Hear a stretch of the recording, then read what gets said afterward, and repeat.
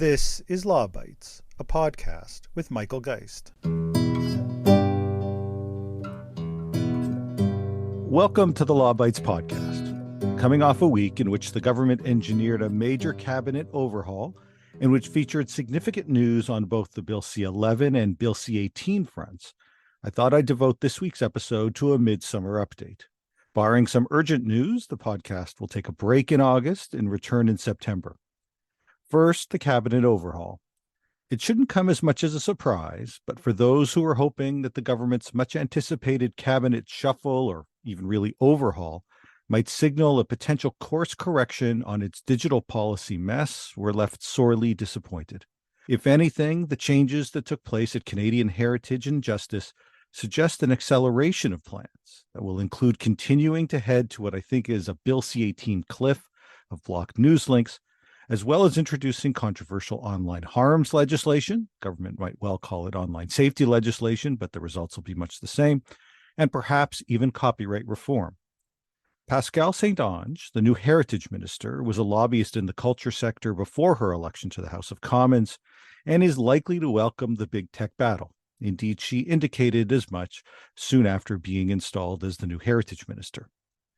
Meanwhile, the shocking removal of David Lametti as Justice Minister, reportedly on regional diversity grounds, and replacing him with Arif Virani, means that the online harms file loses an important voice for freedom of expression in favor of someone who has in the past expressed impatience with delays in new regulations for social media.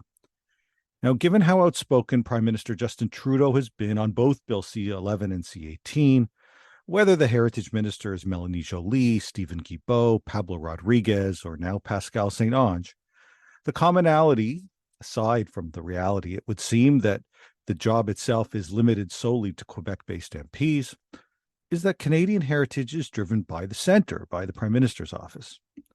Heritage ministers in particular appear to be judged primarily on whether they deliver on PMO policy and keep Quebec happy.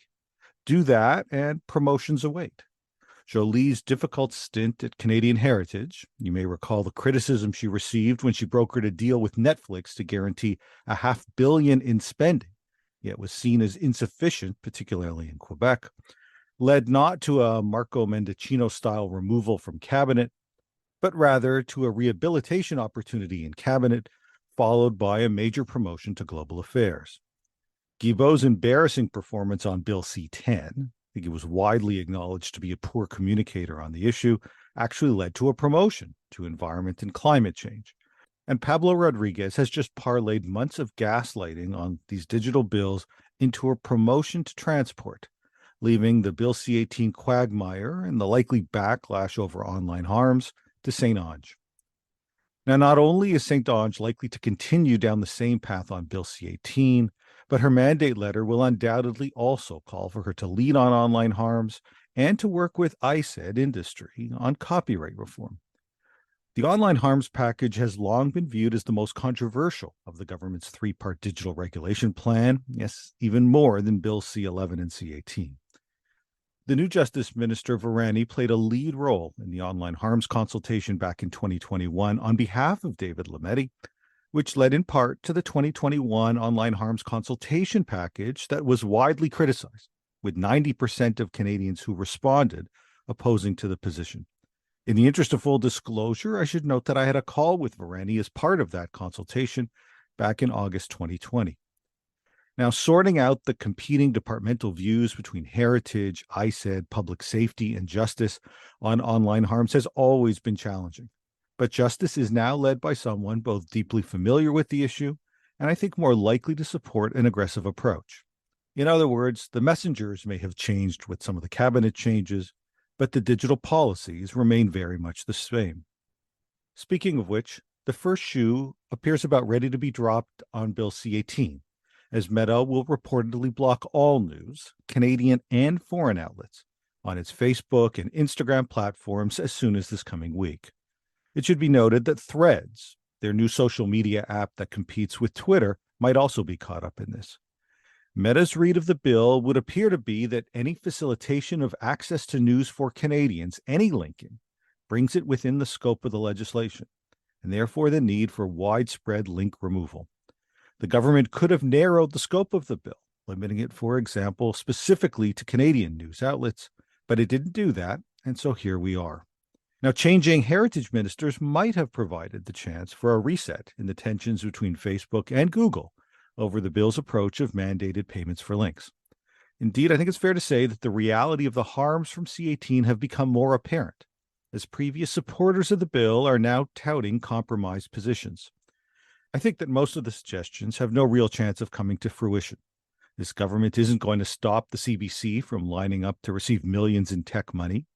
And a fund model, one that I, amongst many others, recommended to committee months ago, would only work if the legislation treats it as sufficient to meet the obligations under the law. In other words, to avoid final offer arbitration. And so those suggesting voluntary contributions, simply step up and start paying, fail to recognize that that doesn't in any way remove the perceived risks associated with Bill C-18 if you're Google or Facebook. That leaves, amongst the suggestions, the most dangerous, yet I think obvious approach. The government allocating hundreds of millions of dollars in public money to the media sector to make up for its blunder when the losses from what I think is an epic miscalculation pile up. In other words, a bailout. Now, creating a scenario where the combination of government tax credits and bailout grants cover half or more of the news costs of Canadian news outlets is neither sustainable nor supportive of an independent press.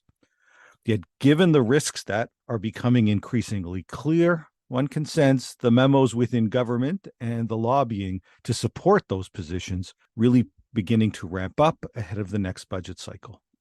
Meanwhile, Bill C-11 may have receded into the background of CRTC consultations and government policy directions, but Canadians concerned with the regulation of user content, of video games, or using algorithmic regulation would do well to pay attention. Lobby groups fought for the inclusion of user content regulation in the bill, and they've now turned their attention to the regulatory process and are seeking to undo the government's assurances that each of these issues, user content, algorithmic regulation, and even video games, would fall outside the scope of the regulatory implementation of the bill. In fact, if the groups get their way, Canadians would face unprecedented regulations, with the CRTC empowered to create a host of new obligations that could even include requirements for YouTubers and TikTokers with sufficient amount of revenues to register with the Commission.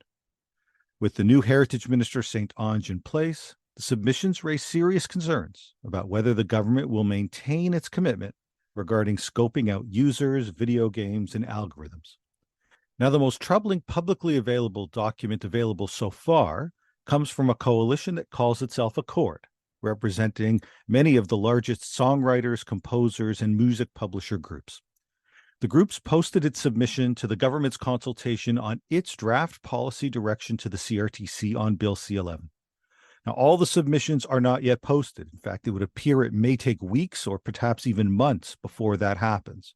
But they've posted theirs, and I should note that I also have now posted online my brief submission, which called on the government to fully honor its commitment to exclude user content and algorithms from regulation and to establish sensible limits on regulation around discoverability. The government's draft direction had called for, quote, minimizing algorithmic regulation and the exclusion of user content and video game regulation. The music lobby that I mentioned a moment ago is now calling on the government to roll back virtually all of those commitments. Now, the draft direction states, and I'll quote, that the Commission is directed not to impose regulatory requirements on A, online undertakings in respect of programs of social media creators, including podcasts, and B, broadcasting undertakings in respect of the transmission of video games. The lobby wants virtually all of this removed, deleting references to online undertakings and video games. Moreover, the directive speaks to the infamous Section 4.2, which was at the core of much of the debate around user content regulation. That government directive states, and I'll quote, that in exercising its powers under Section 4.2, the Commission is directed to set out clear, objective, and readily ascertainable criteria, including criteria that ensure that the Act only applies in respect of programs that have been broadcast in whole or in significant part by a broadcasting undertaking that is required to be carried on under a license or that is required to be registered with the Commission, but does not provide a social media service. Now, that's a mouthful, but the core element there is an exclusion of social media service, and here too, the lobby groups want most of this paragraph deleted. And while the government directed the CRTC to minimize algorithmic regulation for discoverability purposes, the groups want those limitations removed as well. In short, the position validates the concerns expressed by thousands of Canadians that Bill C-11 opened the door to regulation of user content, video games, and algorithms. But the effort to roll back some of the assurances that the government's had with respect to user content safeguards isn't limited just to the policy direction process. Over at the CRTC, they're continuing their consultations on Bill C-11, and groups such as ACTRA, the well-known actors union, have recommended that individual persons be exempted from regulation on social media, but that corporate entities should be regulated. In fact, it argues that user content creators that incorporate and generate sufficient revenues should be required to register with the CRTC and face commission regulations. This could easily include prominent YouTubers and TikTokers who could face the same registration and regulation obligations as major broadcasters. Now, I think that these developments represent the worst fears of many involved in the Bill C-11 process. I think they also confirm that the CRTC's decision to conduct its consultations before the government's policy direction is final was incredibly ill-advised, and significant changes would render much of the consultation that's already underway outdated and irrelevant. In other words, a major reset may be needed. Now, cabinet shuffles notwithstanding, government should make it clear by unequivocally rejecting these proposals and leaving no doubt that despite these lobbying efforts, user content, video games, and algorithms are out of Bill C-11. Now, that's Bill C-11 and C-18. There are a couple of other issues also arising just over the last couple of weeks that are worth keeping an eye out for. First, and perhaps most prominently, is the battle over digital services taxes. I've devoted several podcasts to this issue, and listeners may recall that the position of the Canadian government has been that if an international agreement at the OECD over digital services taxes is not implemented by the end of the year, Canada plans to go ahead by implementing its own digital services tax. Now, Canada seemingly stands virtually alone in this regard. Not alone in the sense of wanting a digital services tax. There are a lot of countries that want to establish, or have more notably have already established, digital services taxes that are by and large framed around the notion that large companies, many of them tech companies, but not limited just to tech companies, pay some sort of percentage. It could be 2-3%, perhaps even more, of their revenues, typically arising out of digital advertising or out of data, into the government as a surtax on those revenues, under the premise that those companies, while they may pay taxes on their revenues in a country, the perception is that they often do not pay their fair share, and this is designed to seek to address that. Now, many countries had already established this. Canada had not, but there's been a recognition that the approach of one-offs of various countries moving forward with these kinds of taxes raises some significant concerns. And there was an attempt to broker a global deal on the issue at the OECD, which was successful. The problem now is one of implementation. As part of the deal, countries agreed to establish a moratorium on establishing new digital services taxes. And that's where Canada finds itself in a bit of a tough spot. It hadn't established a digital services tax yet, although it had some discussions around it. It is now saying that it won't abide by the moratorium if there's no agreement by the end of 2023. It's pretty clear there won't be. And so many governments who are involved in this process have sought to extend the timeline into the end of 2024. And that extension includes extending the moratorium on new digital services taxes. Now, that's where Canada finds itself in a different position and facing significant opposition from many of its allies. Many of the allies want to see that delay take place, but in part, some are maybe comfortable with doing that because they've already got their DSTs in place. Canada doesn't. And so its position is that it wants to move ahead with the digital service tax, effectively breaking down the agreed upon moratorium. Now, that could put the entire agreement at risk. And so we can expect to see ongoing pressure on Canada until this issue resolves. And certainly if Canada does move forward with a digital services tax, the position of the US government has been that they will take retaliatory action against Canada. They've done so against a number of other countries. Now, in addition to the digital services tax, we've also seen not movement, obviously, over the summer on other legislative initiatives, but there is certainly mounting calls that Canada needs to prioritize issues, particularly around privacy and artificial intelligence. That would be Bill C-27. The ICED minister, François-Philippe Champagne, was not shuffled. He remains in the position. That remains his bill. We'll have to wait for the fall to see whether or not it escalates as a priority for this government. So there's no shortage of activities taking place, certainly this summer, much of it focused around C-11 and C-18, and the recent cabinet shuffle and changes in terms of where some of that leadership will come is undoubtedly going to have a big impact as we wait to see how all of this plays out in the coming months. Enjoy the rest of your summer, and I'll speak to you again in September. That's the Law Bytes podcast for this week. If you have comments, suggestions, or other feedback, write to lawbytes@pobox.com. Follow the podcast on Twitter @LawBytesPod or Michael Geist @mgeist. You can download the latest episodes from my website at michaelgeist.ca or subscribe via RSS at Apple Podcast, Google, or Spotify. The Law Bytes podcast is produced by Gerardo Lebron Laboy.